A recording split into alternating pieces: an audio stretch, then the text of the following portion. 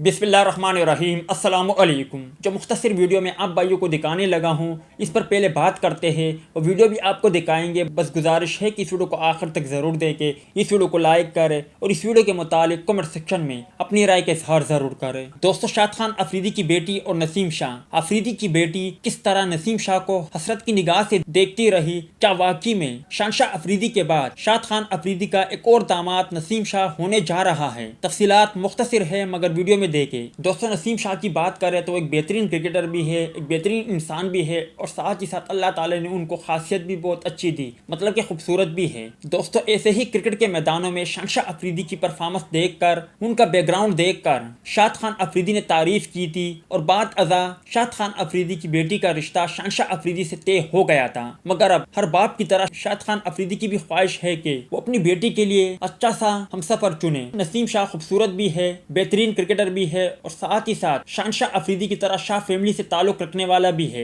आप मुख्तसर वीडियो देखे किस तरह शहंशाह अफरीदी की बेटी नसीम शाह को हसरत की निगाह से देख रही है। अब शायकीन क्रिकेटर कह रहे हैं कि इंशाल्लाह बहुत जल्द शाद खान अफरीदी का अगला दामाद शहंशाह अफरीदी के बाद नसीम शाह होगा। आप इस पर क्या कहेंगे? कमेंट सेक्शन में लाजमी तौर पर बताएं।